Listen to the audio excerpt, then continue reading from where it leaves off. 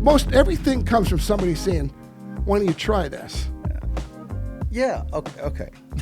So you seem to be a little upset at people that if they accuse that we're trying to say is that's something to be proud of.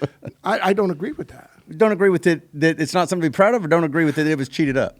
I think what's happened in NASCAR, I don't call it cheating, Mike. Yeah, I didn't either. I want to call it ingenuity. My car passed inspection at the end of the day. Mm-hmm. Okay, so we won the race. The downfall of the current NASCAR, if you want to call it a downfall, which I do, I think it was your car. Stevie Letard, and Chad Knaus. I was doing TV at Sonoma. They suspended him for flubbing with the front fenders. Do you remember that? Mm-hmm.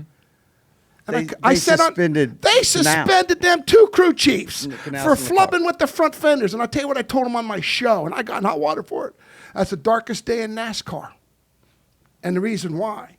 When you take a crew chief for messing with front fenders on a car to try to get a little edge and suspend them, you're going down the wrong road. Bill Francis wasn't alive, but if he was alive, he'd have told him, you boys have gone down the wrong road. That was a dark day for me in this sport. Okay, I got to ask. Because, when you and I talked on the phone and I told you that Dale Jr. had also not forgotten comments you made back in 2001. Oh, yeah. You accused of the same type of thing, right? I did. So I was frustrated. Oh, man. But you know what I realized? How god dang fast their cars was because was he cheating? No. You're saying he wasn't cheating? Mm-hmm. I'll tell you why, because I thought back to when NASCAR took one of my wins away. And you talk about regret. I regret that. And I went to them the next week in New Hampshire, and I told Tony, put them all together. I told you I was sorry. Can't take it back, but I'm sorry. Because those are the things I made. My mom would holler at me, God rest her soul. Zip it. Oh, my mom. I miss my mom. But I do too. My mom. She was great. My mom would tell me, man, Jimmy, but it was frustration, Mike. It was. I remember when I worked my tail off and I spent a lot of money to win Daytona. I wanted to win Daytona with my car. And we went to Daytona, and we were going to win the race, leading the race. And I made a decision not to pit with 40 laps to go or whatever, 50 laps to go, because I said, we still have to pit no matter what. We can't make it. They said, no, you got to pit again. I said, I'm staying out of here, out of the hen's nest, the rattlesnake trap, because if you're leading, you're safer. Led the rest of the race, 8-10 laps to go. I have to pit, so I pit. God strike me dead. That's the wrong saying.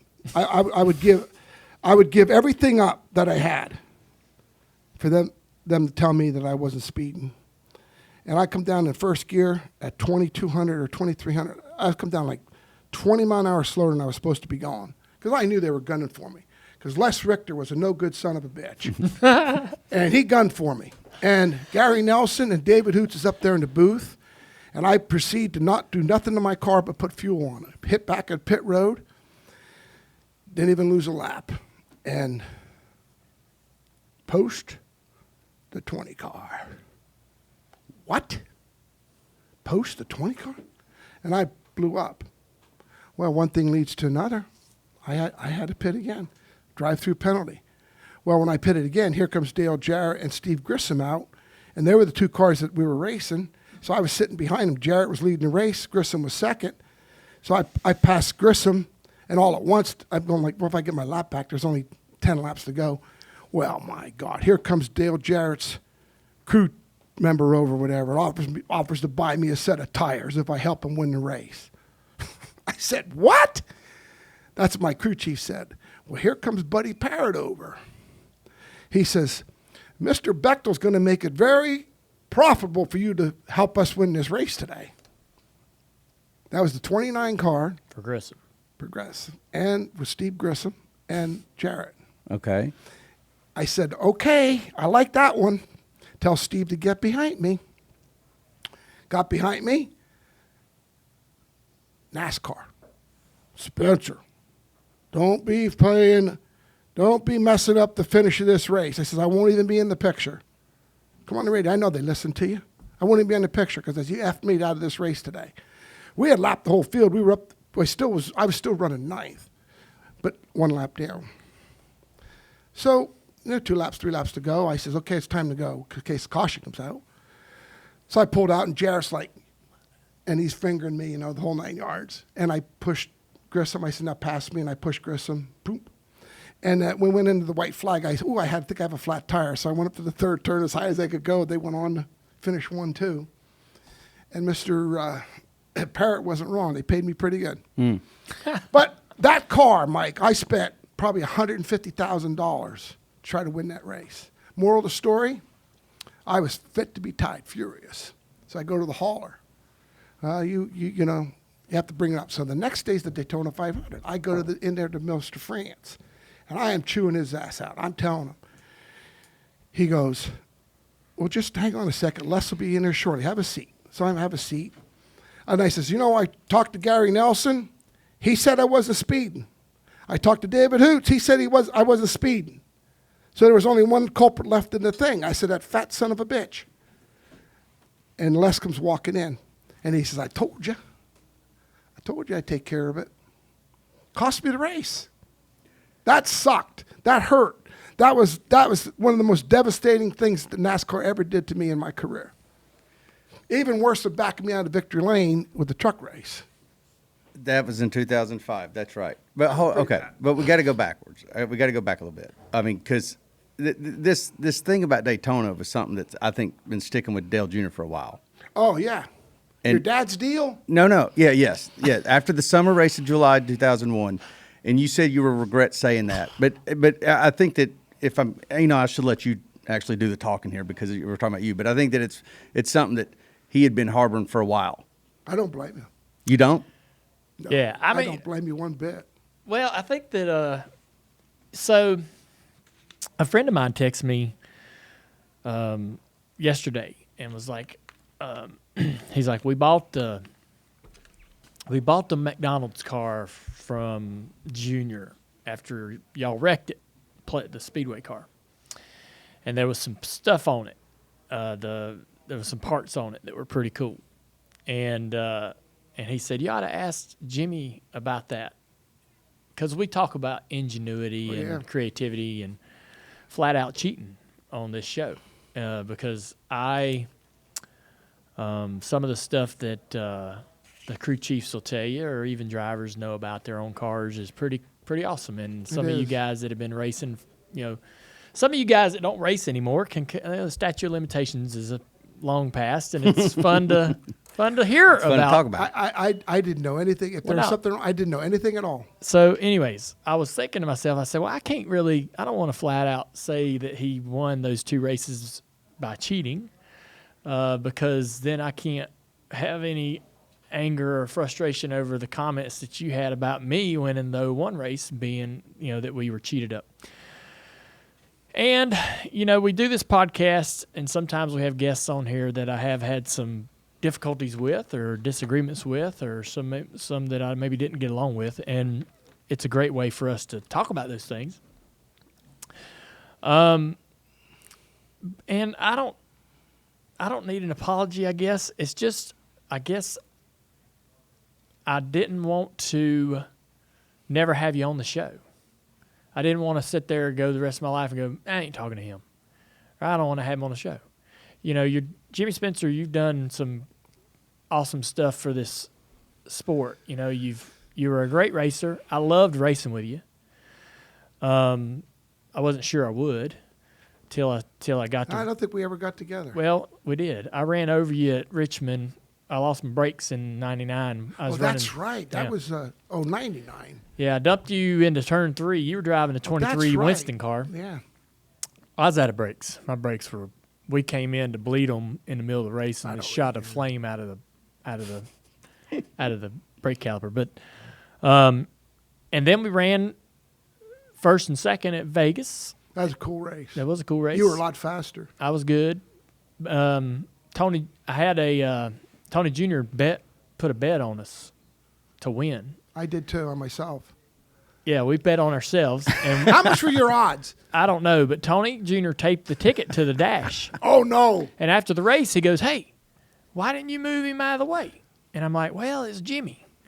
Because, if I move you, you're going to move. You were going to get back twice as damn much. right. I knew that much about you. And he said, damn, ticket on the dash. I put it on the dash so you'd see it. I'm like, well, if I'd maybe looked at that ticket, maybe I would have tried it. But I remember you had a Hunter motor in that day, and I had a Kevin Blanks motor in. yeah. That was a cool day. But I enjoyed racing you, and then you become this media personality. There's a quote in here. My people put this together, and there's a soundbite in here where you're trying to jokingly give me directions to Victory Lane because I was on speed. I was on Speed Channel because I can't find Victory Lane. Yeah. And now that I'm in broadcasting, I get all that. I understand what your That's what I was doing. role was. I even liked the there were so many people that we would get constant when we would have our meetings, and nobody would ever talk about I know. And I said, I can handle it. Yeah. And I saw give him directions, and Teddy Lukaitis goes, Spencer, that's awesome. Yeah. But you know what, Dale? People. That was who you were supposed to be. I think we did it for the fans. Yeah, I remember the crying towel was. the crying towel was great. I thought that was awesome, and I mean, you were willing to take it, Yeah. even as much as you were willing to dish it out. Brad Keselowski putting the pie in the face. I mean, you did. You were playing a role that you knew was a necessary role in the sport. The broadcasting team needs those kind of characters. You were a character, right? Yeah, thanks. That's a compliment to me. It is a It compliment. is a compliment. It should be a compliment. We need. I mean, people should be emulating those type of characters. What you did in the past, people should be emulating that today. And I told Mike before you came in here, I don't think I've ever drove a legal car. I hope I haven't, and I don't want to. Really? I want my crew chief to be as aggressive as they possibly can be. I still don't think that's cheating. Well, I don't either. It's ingenuity, it's creativity. I don't think that the 2001 July Daytona winner was a factory legal by the rule book car. Because babies had everybody had think back, Dale, when we were racing this stuff. Remember when they come out with the 3 5s and the 200? Everybody had to do whatever they needed to do to try to win the race, and I'm sure there was some great creativity in the car, and I wouldn't have had any problem with anybody saying, questioning the legality of my race car. I just think it was frustrating because you made it sound like that it was a fix from the top. I did say it that way. And now, I guess now, in hearing your experiences with NASCAR, right? You talking about getting behind the curtain early in your career and hearing some of the strings that they were willing to pull and how they would twist and turn things for the show. I guess you were even at that time more privy to the shenanigans from, like Richter throwing you out of a race or taking, and admitting it. Yeah, and admitting it. Like I would have sat there in 2001 in July and said, "Oh no, they're straight. They're up and up. Everything they do up there is straight and on the up and up, right?" But you had a different opinion. You had a different experience. It bothered me, but it's good to sit here and talk about it, and it's good for me anyways. I don't know if it's good for you to sit here and talk about it. But Life is best lived in motion. And that's why Tire Pros gets you ready for all your driving adventures. Whether it's along corners and curves, across city and state lines. Because we're more than just tires. We're auto care too. Tire Pros, so you can focus on the road ahead.